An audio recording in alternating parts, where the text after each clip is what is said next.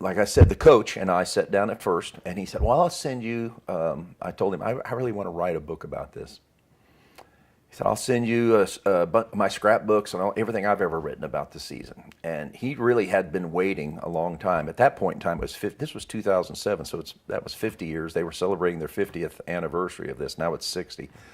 And he sent me a box with scrapbooks and all kinds of things, and pictures, you name it.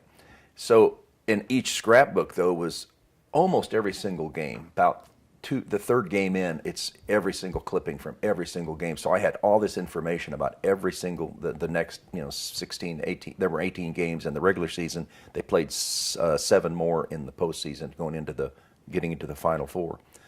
So I went through all of that and got that kind of information. But it's not just a book about here's a game, here's a game, here's a game. That would be totally boring. So I pretty much I talked to every player, every living player, and then the wife of one of the players, who's maybe the main character in the book. Had many phone conversations, but and it was kind of funny trying to get somebody that's 75 to 78 years old to talk about their lives. It was like pulling teeth trying to get them to come up, give me some good stuff here. I finally did, though. They opened up finally, and I've got some good stories that actually happened between these players. Especially one player really told me a lot of stuff, Bob McCracken. He was probably where I got most of the information, but I did speak to every player because I had to get signed release forms from all the players, everybody's name that was mentioned in the book, the significant characters. And so after speaking to all of them, I thought, I had videos of the interviews of these guys that had been put out by the French Lick Education Foundation, put out a DVD. And I got that back.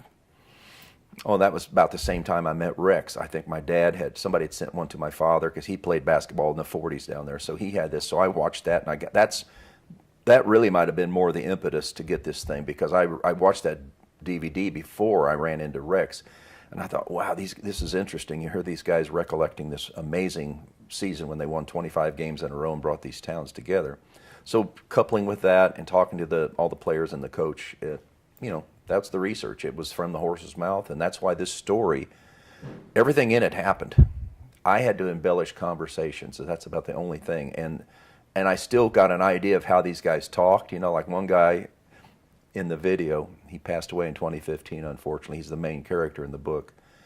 Dropped, small town like me, I'm from French Lick, we drop our G's. Nobody says ing. It's always just, we're sitting, we're doing, But this guy also, would use, he would just, his verbiage would be, wrong tense and everything, we done did that, stuff like that. So I went ahead and used that for him because that's how he was speaking even, as an adult. So I think taking those things and piecing them together, and what I experienced living down there. I have the guys going to movies that I saw as a little boy. My grandma would take me to the movies. So I just assumed they had to go see Tammy and the Bachelor too, that kind of thing. So my own experience plus talking to them really what put it together.